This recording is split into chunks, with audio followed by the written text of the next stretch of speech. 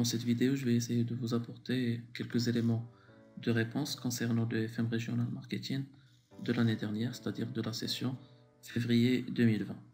Donc les 3 premières pages de la présentation contiennent le texte de l'étude de cas. Donc, pour pouvoir le lire, il vous suffit de cliquer sur pause pour le lire. Alors, avant de commencer, j'aimerais vous dire que l'examen de l'année dernière était divisé en 2 parties. D'accord? Donc la première partie, c'est la partie théorique, et la deuxième partie, c'est la partie pratique qui concerne le calcul du prix psychologique. D'ailleurs, c'est le cas de la plupart des EFM régionaux. Donc soit on vous donne une partie théorique des questions par rapport au texte et par rapport aux connaissances théoriques, et une deuxième partie qui concerne soit le comportement de consommateur, soit le seuil de rentabilité, soit le prix psychologique. D'accord? Donc commençons par la première partie. Essayons d'apporter des éléments de réponse à la première partie. Alors on essaie de lire les questions. Donc la première question, on vous demande d'expliquer l'intérêt pour une entreprise de suivre une démarche marketing. Alors déjà, pour donner une réponse à cette question, il faut expliquer déjà c'est quoi une démarche marketing. Alors il faut rappeler que votre réponse, il faut rappeler que la démarche marketing commence par l'analyse du marché, ensuite l'analyse de la concurrence. Et quand je dis analyse de la concurrence, on parle de la concurrence directe, indirecte et la cannibalisation. Et puis par la suite, l'analyse interne, c'est-à-dire propre à l'entreprise, pour faire ressortir les forces et les faiblesses de l'entreprise. Alors, les 3 éléments, une fois terminés, on va les résumer dans une matrice qu'on appelle la matrice SWOT. Alors, la matrice SWOT, il faut rappeler que c'est une matrice à 4 cadrans dans laquelle on met les forces, faiblesses, opportunités, menaces. L'étape suivante consiste à fixer des objectifs et puis par la suite vient la partie de la segmentation, ciblage, positionnement. Et on termine avec la formulation du marketing mix qui est le fameux 4P. Produit, prix, communication, distribution. D'accord? Une fois vous rappelez la démarche marketing à travers le schéma, maintenant vous pouvez passer à la réponse de la question, et dans ce cas vous allez parler de l'intérêt de la démarche marketing pour l'entreprise. Alors, comme on avait dit tout à l'heure le schéma, la démarche marketing se déroule en 3 grandes étapes, à savoir la recherche. Alors la partie recherche, c'est l'analyse du marché, on avait dit tout à l'heure, donc analyse du marché, de la concurrence et l'analyse interne. D'accord? Puis par la suite, la segmentation, ciblage, positionnement. Alors, segmenter consiste à découper le marché en plusieurs sous-ensembles. Cibler, ça consiste à choisir les segments qui sont rentables et ignorer les autres. Et le positionnement consiste à déterminer l'avantage concurrentiel qui va nous servir pour se démarquer des autres concurrents. Donc, vous allez parler de l'utilité, de l'intérêt de la démarche marketing, la première étape. L'utilité de la deuxième étape qui consiste à segmenter, cibler et positionner le produit. Et la troisième étape qui consiste à déterminer quelles sont les caractéristiques du produit, l'emballage, comment il va être, sa couleur, sa forme, les matériaux utilisés pour l'emballage et ainsi de suite. D'accord? Ensuite, déterminer son prix. Est-ce qu'on va utiliser est-ce qu'on va s'aligner avec les concurrents ou bien est-ce qu'on va vendre avec un prix inférieur à la moyenne de marché? Dans ce cas, on va utiliser la stratégie de pénétration. Est-ce qu'on va vendre plus cher, c'est-à-dire on va utiliser la stratégie d'écrémage et ainsi de suite. La même chose pour la communication, on va essayer de déterminer quels sont les moyens de communication qu'on va utiliser qui seront susceptibles de toucher notre cible. D'accord? Alors, par exemple, pour les jeunes, on va utiliser Internet, pour la ménagère, on va utiliser la télévision et ainsi de suite. Et puis par la suite, on va déterminer où est-ce qu'on va vendre notre produit. Est-ce qu'on va le vendre chez Marjan ou Aswaq Salam ou chez Moulhanout et ainsi de suite. D'accord? Donc c'est ça le fait de déterminer les caractéristiques du produit. Donc ça c'est par rapport à la première question. Alors, passons maintenant à la deuxième question. Donc la deuxième question, on vous demande quel est le concept produit que veut lancer l'entreprise Avico sur le marché? Qu'est-ce qui a motivé son choix? Alors ici, si on revient au texte, la première partie, on vous parle du constat que 78% des foyers sont équipés d'un micro-ondes, et puis par la suite, on vous dit que la société Avico lance FreeTime, une frite surgelée en portions individuelles qui se réchauffe au micro-ondes. Donc ce sera ça la réponse. Tout simplement, vous allez dire que FreeTime lance un produit qui est une frite surgelée en portions individuelles qui se réchauffe au micro-ondes. Donc ça, c'est la première partie de la réponse. Deuxième partie de la réponse, on doit répondre à la motivation qui a poussé l'entreprise à faire ce choix. Alors, le choix de l'entreprise est motivé par le fait que la plupart des ménages sont équipés de micro-ondes. D'ailleurs, on vous dit le texte, 78% des foyers sont équipés d'un micro-ondes. Alors, on passe maintenant à la troisième question. On vous demande à quel niveau du cycle de vie se trouve le produit FreeTime. Justifiez votre réponse. Alors, la même chose, on doit revenir au texte. On va trouver que l'entreprise vient de lancer. Alors, il y a le mot lance, déjà ici. Alors, l'entreprise lance FreeTime. Et donc, il s'agit d'un produit, la phase de le lancement. D'accord? Alors, le produit se trouve en phase de lancement car il est encore considéré comme un produit innovant et nouveau.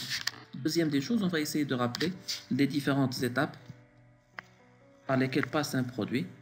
C'est-à-dire, on va essayer de schématiser le cycle de vie d'un produit.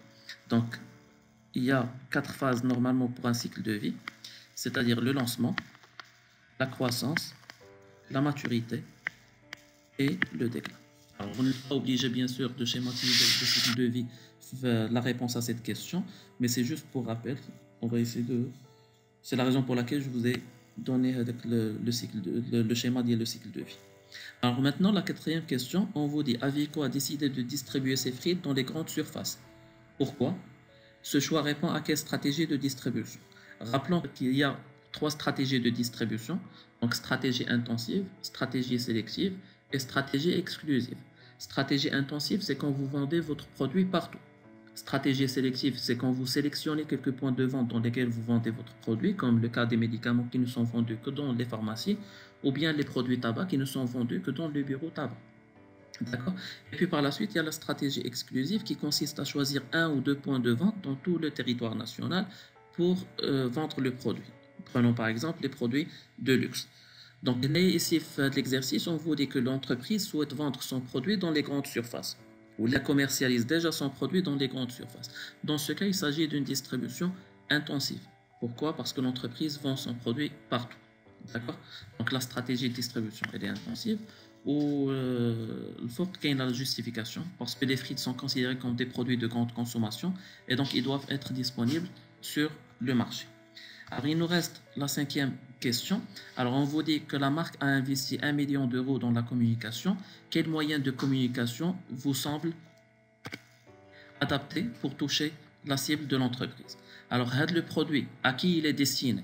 Il est destiné aux adolescents, aux célibataires et aux familles monoparentales. Donc, finalement, tout le monde peut consommer ce genre de produit. C'est la raison pour laquelle il faut choisir des médias de masse, c'est-à-dire des médias qui touchent une grande partie de la population. C'est la raison pour laquelle on va utiliser la télévision, la radio, l'affichage, Internet, la presse.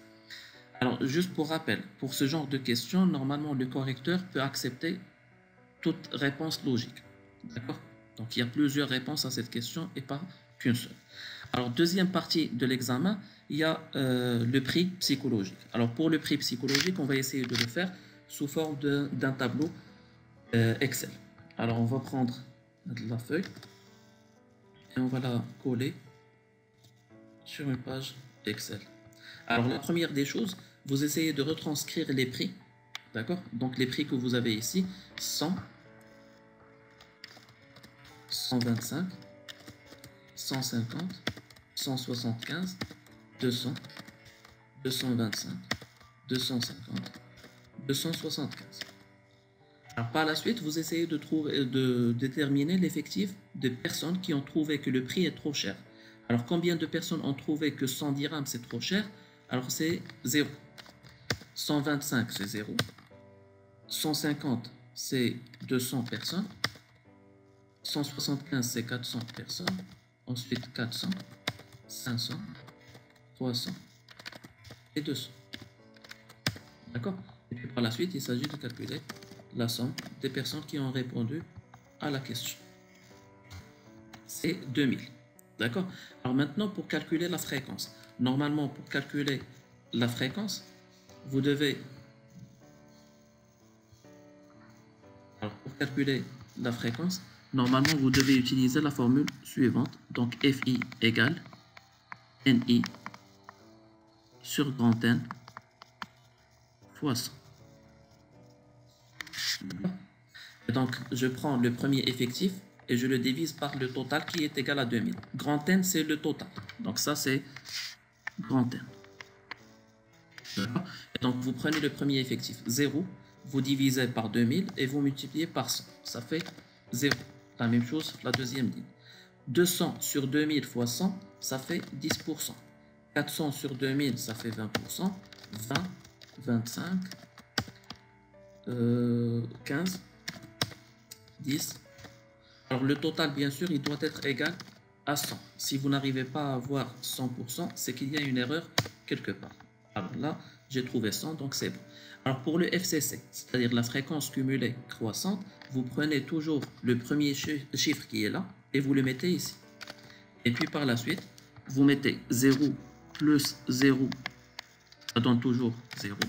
Ensuite, 0 plus 10, ça fait 10. Ensuite, 10 plus 20, ça fait 30, et ainsi de suite. Donc, 30 plus 20, ça fait 50. 50 plus 25, ça fait 75. 75 plus 15, ça fait 90. Et 90 plus 10, ça fait 100.